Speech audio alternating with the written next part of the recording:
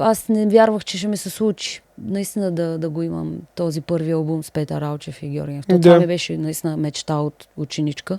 Георги Янев води Цветелина Янева в Добрич на конкурс. Да. И майка и татко отиват и ги посрещат даже вкъщи да спят. Нали, това майка и татко веднага идвайте в нас, супер. Да. И така... Вие сте се познавали тогава или...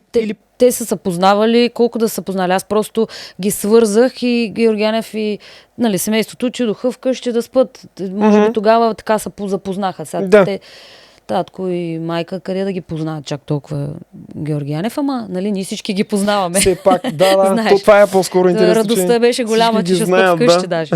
И татко тогава казва: Ванчето много иска да записва с вас, ама много е срам. Как бе, няма проблем. И се прибраха в Пловдив и така се срещаме. Оттам си правим среща и с Петър Ралчев. Тоест искаш да кажеш, че наистина те е било срам да говориш. Беше. Да. Аз не вярвах даже да ми отделят някакво, внимание на мен точно.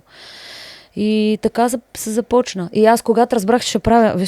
много интересен момент. Аз имах там Иван Омър и някакви една 5-8 любили се, ако се сещаш. Да. Някакви, от ученичка песни, де трябваше да имаме авторски песни, авторски хора, защото имахме такива концерти.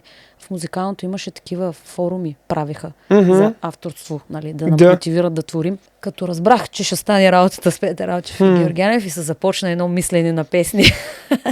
Творческия процес тръгна. И само си представям как е, тази ще се връзва с тази, после. Така няма да изпадам в подробности, ама много се срамувах от това дали ще ми харесват песните. Аз просто съм много искрена в момента. Тоест, благодаря ти за което. Защото аз съм дете. Това е идеята. Аз съм на 20 няколко години. Тия хора са хора, които аз от как се помня ги слушам. Сещаш ли се какво нещо е за мен онова време? Обаче пък то случва се, албума и вече почвам да си планирам там концерти, промоции в Добрич, в Пловдив. Така, след 5 години следващ албум, вече, с Пейчо. Но пак Петър Ралчев присъства, пак тогава Недялко.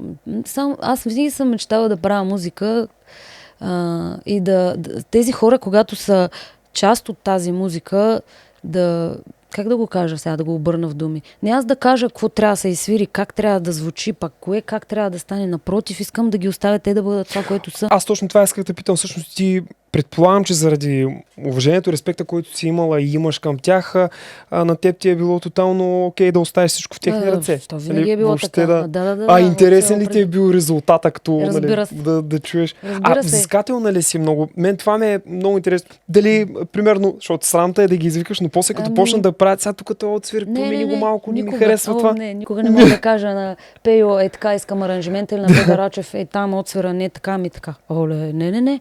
Тоест оставяш си ги, въпреки че е твой албум, си ги оставяш те изцяло да си творят. Аз ако съм взискателна, единствено и само сега пак звучи клиширано, ама пак е така. Към себе си. Ако нещо там не ми се чува точно трилера, мога да се върна 100 пъти и да кажа, искам да го изпея пак. Защото не си харесвам орнаментиката, Искам да се чува така, а не така. Всеки изпълнител го има и трябва да го има, всъщност, изцяло свобода на тези хора.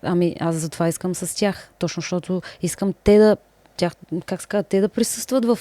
Аз с какво точно да бъда различна, като измислям 2 в ла мажор, 3 в си минор и 2 в ре.